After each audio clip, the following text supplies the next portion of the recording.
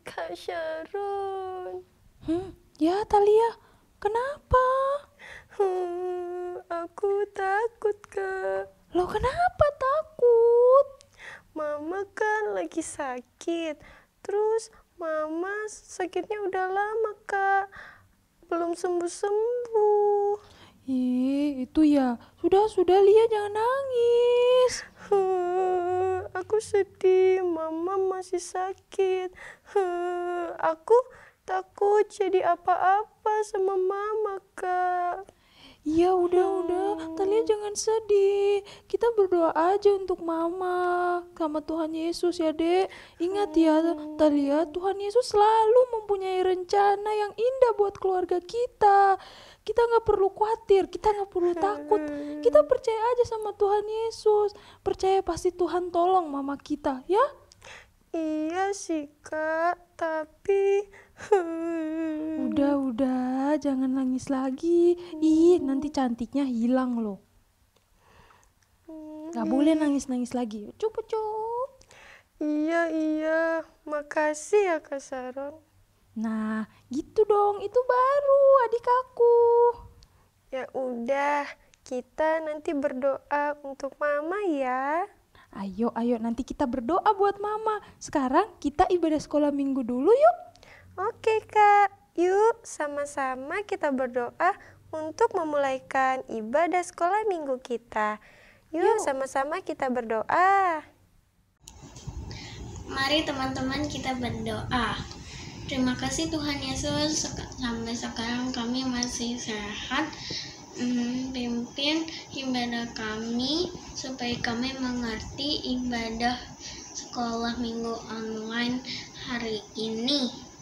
Berkati guru-guru dan guru-guru yang mengajarkan kami di sekolah minggu. Dalam nama Tuhan Yesus kami berdoa, amin.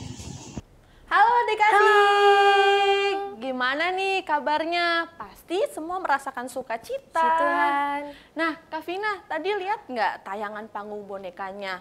Si Thalia merasa sedih ya, karena mamanya sakit. Lihat dong, Kak Ana. Nah, kita sebagai anak-anak Tuhan nggak boleh ngerasa takut dan sedih. Karena apapun yang Tuhan buat, baik adanya. Benar banget, Kak Ana.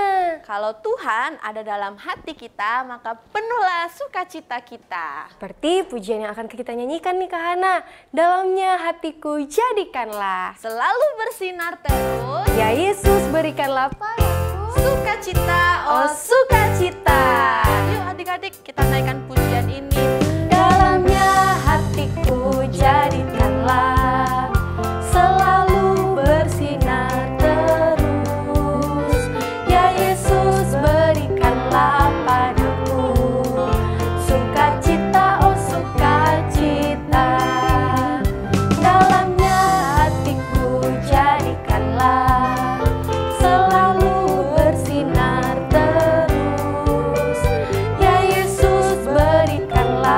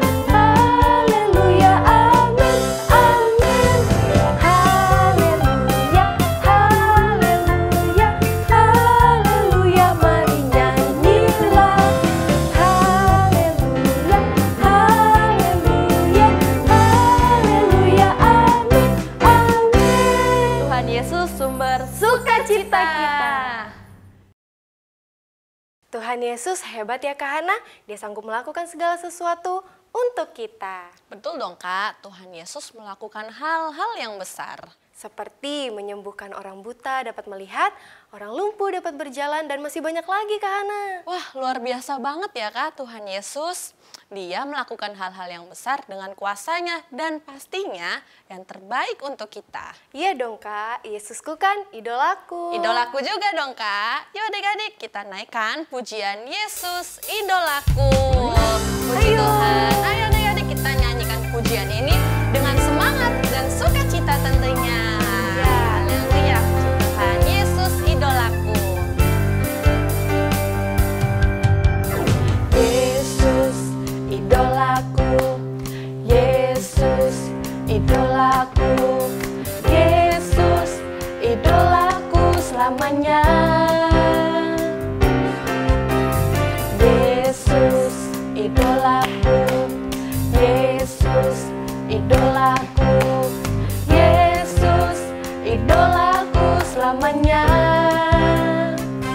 Orang buta dapat melihat, yang lumpuh berjalan. Yesus berkuasa, iblis dikalahkannya. Ya ya oh, oh,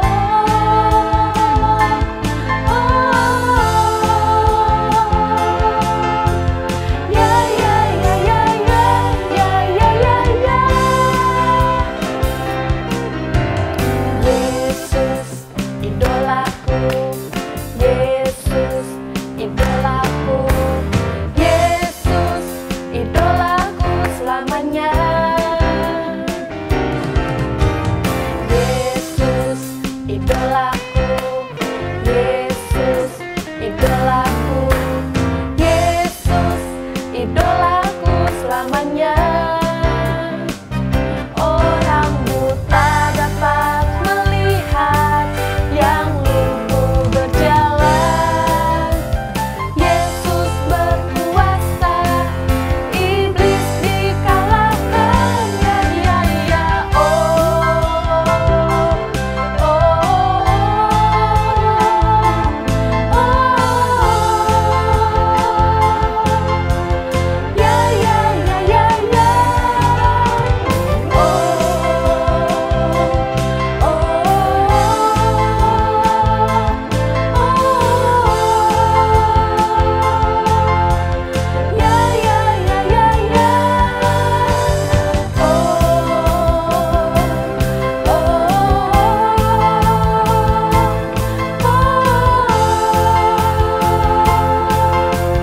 ya ya ya ya ya. Yesus idolaku. Haleluya, puji Tuhan. Kita sudah memuji Tuhan, kita sudah memuliakan Tuhan. Tiba saatnya kita akan mendengarkan firman Tuhan nih Kak Hana. Puji Tuhan, adik-adik yang di rumah, yuk kita siapkan hati kita untuk kita terima kebenaran firman Tuhan. Biar karena firman Tuhan boleh bertumbuh dalam hati kita. Puji Tuhan, yuk adik-adik kita mau naikkan pujian Ku ada sebab anugerahmu. Naikkan pujian ini lebih sungguh-sungguh lagi ya adik-adik. Haleluya. Ada sebab anugerahmu, ku ada karena kasih-Mu, Tuhan Yesus. Ku berterima kasih buat kasih rahmat-Mu.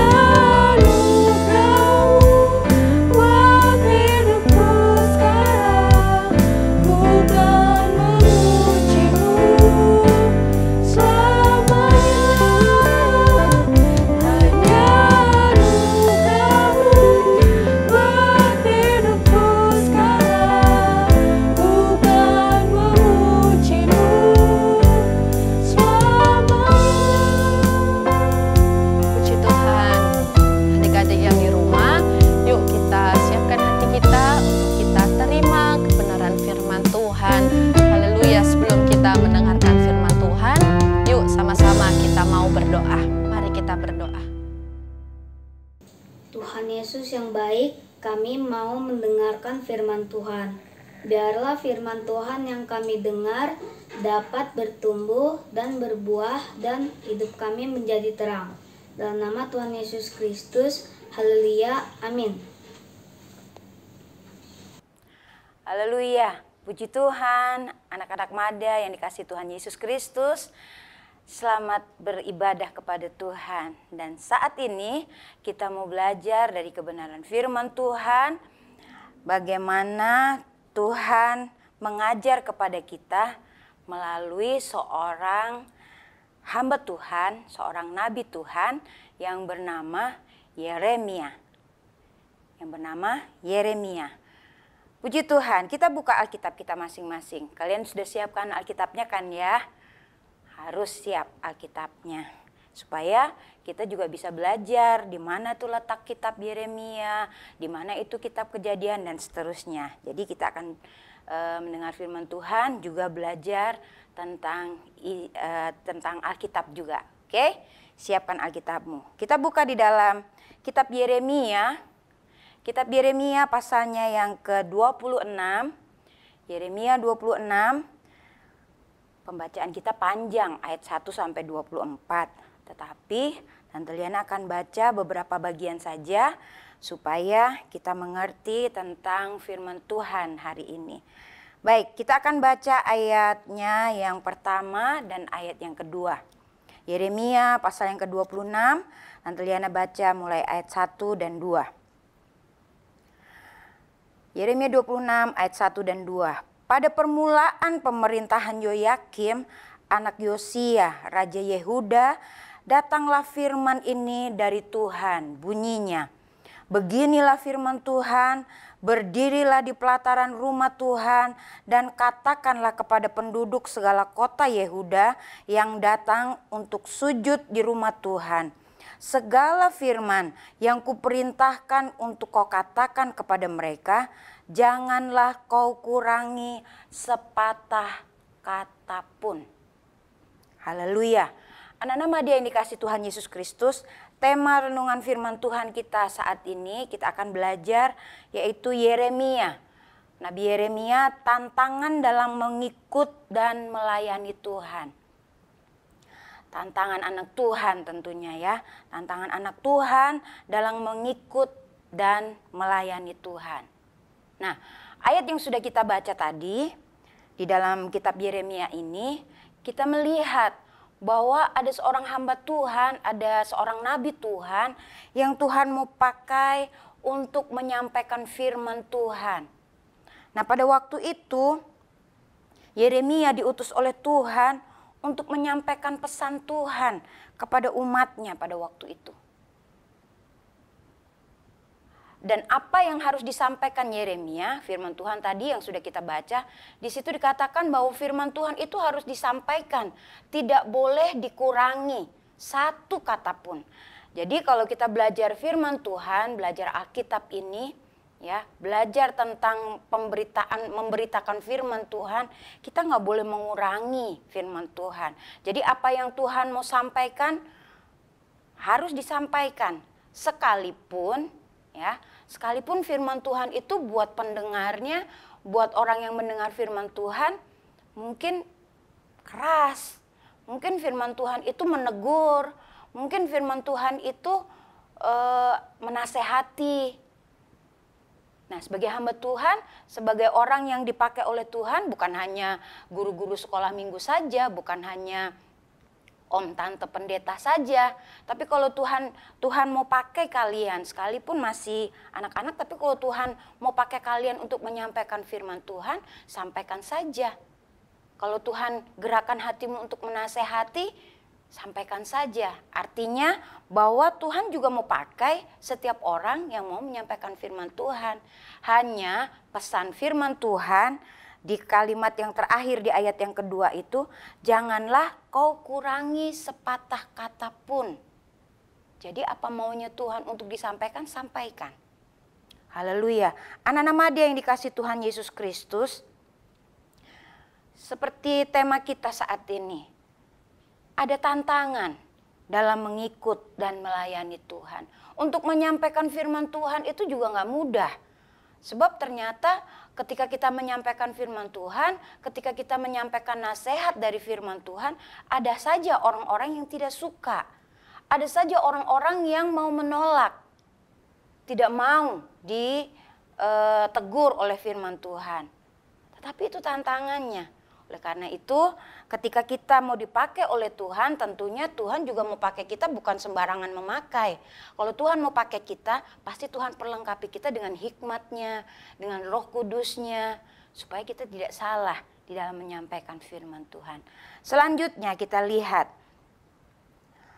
yang pertama di bagian yang kita renungkan saat ini, yaitu sebagai utusan Tuhan, Yeremia harus menyampaikan firman Tuhan seperti apa yang Tuhan mau, seperti apa yang firman Tuhan sampaikan, yang firman Tuhan mau untuk disampaikan.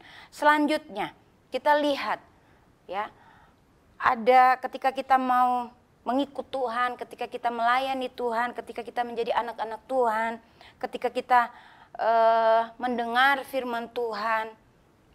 Kalau tadi di bagian pertama, kalau Tuhan mau pakai kita sebagai penyampai pesan firman Tuhan, sebagai yang menyampaikan firman Tuhan. Kalau bagian yang kedua ini, kalau kita ini sebagai penerima pesan firman Tuhan.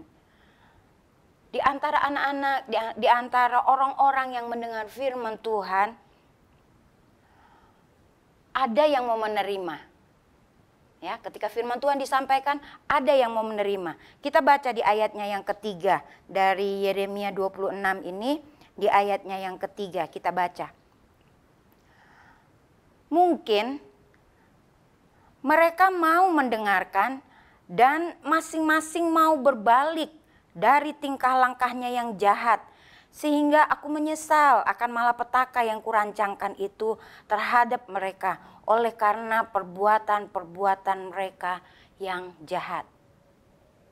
Jadi ketika firman Tuhan disampaikan, bagi pendengarnya, mungkin itu termasuk bagi kita sebagai penerima pesan firman Tuhan itu, ada orang-orang yang seperti ayat yang ketiga ini. Ada orang-orang yang mau mendengarkan, ada orang yang mau mendengar, dan ada orang yang mau berbalik dari tingkah langkahnya yang jahat, dari perbuatan-perbuatannya yang jahat. Artinya apa? Ketika firman Tuhan disampaikan, masuk ke telinga kita, masuk ke hati kita, kemudian kita renungkan. Dan firman Tuhan itu ternyata memberi pesan kepada kita, kita harus berbalik, kita harus berbuat yang baik, kita harus kembali kepada firman Tuhan. Sehingga kita bisa berbalik, sehingga kita bisa kita sudah berhenti melakukan hal-hal yang jahat. Ketika firman Tuhan datang, kita dinasehati, jangan nakal ya. Firman Tuhan datang, jangan lawan orang tua. Firman Tuhan datang, jangan melakukan hal yang berdosa. Firman Tuhan datang, jangan tinggalkan ibadah dan sebagainya. Terus kemudian kita sadar, iya ya, aku sudah gak ibadah kepada Tuhan. Iya ya, aku sudah gak berdoa. Oh iya, aku tadi marah-marah sama mama papa. Nah, kemudian kita berbalik. Kita minta ampun sama Tuhan, dan kemudian kita mulai lagi menjadi anak-anak yang baik, seturut dengan firman Tuhan. Seperti ayat yang ketiga yang sudah kita baca. Yang mau mendengar, kemudian dia berbalik dari tingkah langkah yang jahat. Akhirnya Tuhan yang mau menghukum kita, Tuhan yang mau memberi kepada kita sesuatu hukuman atau sesuatu sentilan lah, atau ya kalau kita nakal kan kadang orang tua juga mau membuat kita baik kan. Nah, Tuhan mungkin sudah merancangkan sesuatu yang supaya kita bertobat gitu ya. Nah, ketika kita mendengar firman Tuhan, menerima firman Tuhan, dan kita berbalik, kita minta ampun kepada Tuhan, Tuhan menyesal. Oke deh, gak jadi. Rancangan yang Tuhan mau buat supaya kita, mungkin Tuhan mau bikin kita apalah gitu ya, supaya kita bertobat. Tapi karena sebelumnya kita sudah bertobat duluan, sudah kita minta ampun sama Tuhan, Tuhan gak jadi menghukum kita. Nah, itu bagian yang orang yang mau terima firman Tuhan. Tetapi ternyata ada yang tidak mau menerima pesan Tuhan. Ada juga orang yang ketika mendengar firman Tuhan, ada yang tidak mau menerima teguran firman Tuhan. Bahkan punya rencana yang jahat lagi. Awas ya, tante ini cerita firman Tuhan ngenain saya nih. Awas ya, awas loh tante. Atau om ini om ini cerita firman Tuhannya buat ini aku nih. Terus kita mulai, awas ya om, aku nggak mau lagi ikut kelasnya om, awas ya om, dan sebagainya. Mulai kita mau mengancam. Nah, kita baca dulu di dalam Yeremia 26 ayat 4 sampai yang ke-6. Di situ ada orang-orang yang merencanakan sesuatu yang jahat kepada Yeremia. Ayat yang ke-4 mulai. Kita baca.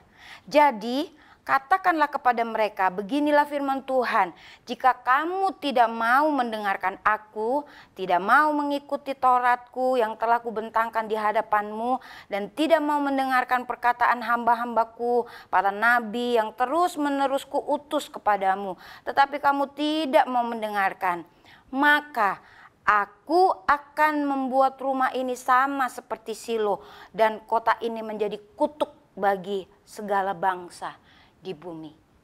Nah, kan anak-anak gimana dong? Kalau kita nggak mau bertobat, Tuhan punya sesuatu rencana untuk menghukum kita, untuk menghukum orang-orang yang nggak mau dengar-dengaran. Bahkan di kalimat yang terakhir di ayat yang ke-6 dikatakan bahkan menjadi kutuk. Nggak enak loh. Kalau Tuhan sudah memberikan hukuman, wah jangan sampai deh. Gak enak, menderita kita. Untuk itu tetaplah, ketika mendengar firman Tuhan, sekalipun ada tantangan, ikuti saja, dengar saja firman Tuhan, lakukan saja hal yang baik. Seperti ayat yang ketiga tadi, Tuhan akan menyesal, Tuhan gak jadi menghukum kita. Selanjutnya, kita lihat dampak dari pendengar firman Tuhan. Tadi Tante Liana sudah sampaikan ya, yang bagian yang pertama tadi. Yang mau dengar firman Tuhan dan menyesal akan perbuatan yang jahat, Tuhan gak jadi menghukum. Itu dampaknya. Tetapi bagi yang kedua, orang yang tidak mau mendengar firman Tuhan, orang bahkan yang mau melawan penyampai firman Tuhan, melawan firman Tuhan, Tuhan gak tanggung-tanggung kalau mau memberikan hukuman. Maksudnya Tuhan baik. Tuhan mau menghukum itu supaya kita berbalik. Masa kita harus dihukum dulu baru berbalik? Enggak dong, ya kan? Sebelum Tuhan menghukum kita, jangan sampai Tuhan menghukum kita. Tuhan kalau sudah menghukum kita bahaya, ya kan? Tapi cara Tuhan menghukum sebenarnya juga karena Tuhan penuh kasih. Tuhan gak mau membuat kita binasa, itu aja sih. Begitu, itu sayangnya Tuhan. Nah, anak-anak Madya yang dikasih Tuhan Yesus Kristus, sekalipun ada resiko bagi Yeremia ketika dia harus menyampaikan firman Tuhan, dia mau dibunuh, ada perencanaan untuk dibunuh. Nanti kalian bisa baca di ayatnya yang ke-7 sampai ayat yang ke-9. Tetapi Yeremia tetap lakukan apa yang firman Tuhan, apa yang Tuhan mau untuk Yeremia sampaikan. Yeremia tetap lakukan, menyampaikan pesan Tuhan, menyampaikan teguran kalau memang itu teguran. Yeremia tetap sampaikan kalau itu nasihat firman Tuhan. Tetap dia sampaikan apapun tantangannya. Sekalipun ada ancaman Yeremia mau dibunuh.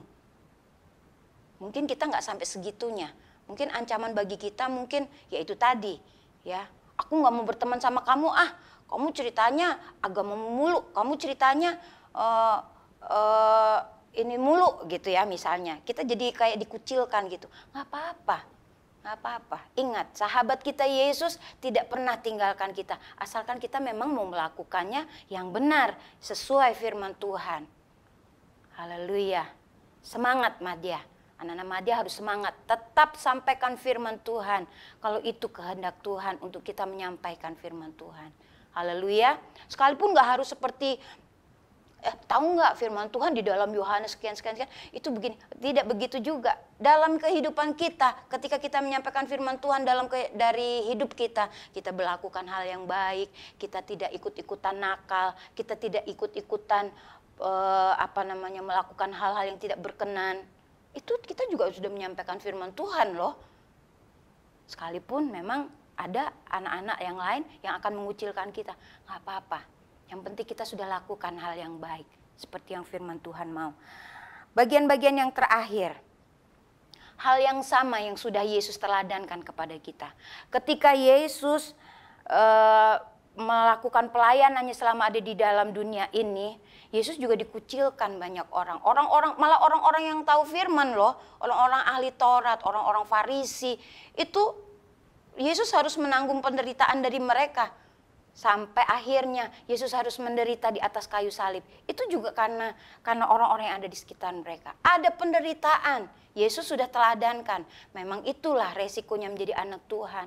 Tetapi percayalah, ketika kita melakukan seperti apa yang firman Tuhan inginkan untuk kita lakukan, kita akan menerima kemuliaan. Penderitaan kita sekarang ini tidak sebanding dengan kemuliaan yang akan kita dapat. Haleluya.